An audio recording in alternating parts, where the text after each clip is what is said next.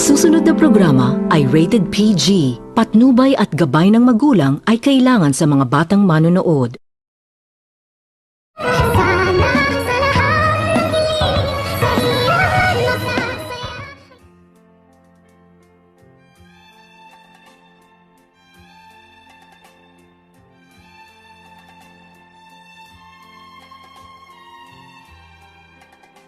Ang buong akala ni Don Pipi ay patay na ito pagkatapos nitong makita ni Don Pipi na binaril ito ni Balahadja, kung kaya't nawalan na ito ng pag-asa itong si Don Pipi. Ngunit nang hindi nito sukat akalain ni Don Pipi na magising pa ito, at nakagising nito ni Don Pipi ay nasa isang kwarto na ito, kung kaya't nagtataka itong si Don Pipi at tinanong nito ni Don Pipi ang kanyang sarili kung buhay pa ba umano siya o patay na.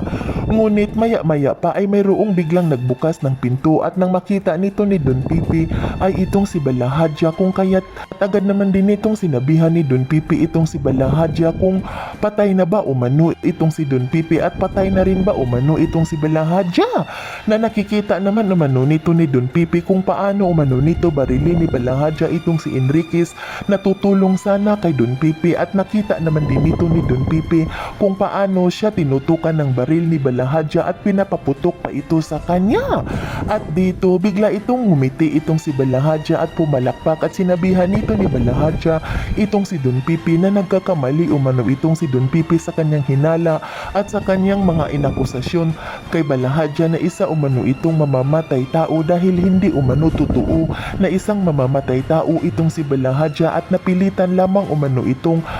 si Balahadja na sundin ang mga inuutos ni Moira, dahil gipit lamang umano itong si Balahadja dahil mayroon umano itong pangangailangan sa kanyang pamilya, at kailangan umano nitong matulungan ni Balahadja ang kanyang pamilya dahil mayroon umano itong anak na mayroong sakit at nangangailangan umano ito ng pira upang maoperahan. Kung kaya't agad naman din itong sinabihan ni Don Pipi itong si Balahadja kung narinig umano nito ni Balahadja ang ipinangako ni Don Pipi doon kay Enriquez na bibigyan umano nito ni Don Pipi ng 10 milyon itong si Enriquez kung matulungan umano nito ni Enriquez si Don Pipi na makawala, at hindi umano ito nagtagumpay dahil binaril umano ito ni Balahadja, at ang buong akala umano nito ni Don Pipi ay isa umano itong mamamatay tao itong si Balahadja. Ngunit nagkakamali pala umano siya dahil tinulungan pa rin umano siya ni Balahadja, at tinanong nito ni Don Pipi itong si Balahadja kung bakit umano nito ginawa ni Balahadja na hindi umano nito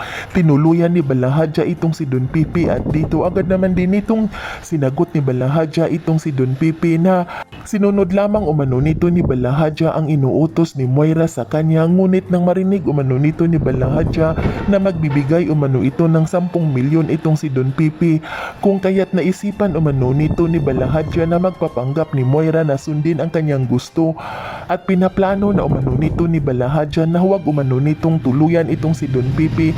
upang mapapunta umano nito kay Balahadja ang ipinangako umano nito ni Don Pipi ng 10 milyon kay Enriquez. At dito agad naman din itong sinabihan ni Don Pipi itong si Balahadja na hindi lang umano 10 milyon ang ibibigay nito ni Don Pipi kay Balahadja, at gawin po umano nitong 20 milyon ni Don Pipi sa pagligtas umano nito ni Balahadja sa kanyang buhay. Yan ay ating aabangan sa susunod pa na pangyayari sa kaganapang ito ng abot kamay na pangarap. Huwag mong kalimutang isubscribe at i-hit ang notification bell ng aking channel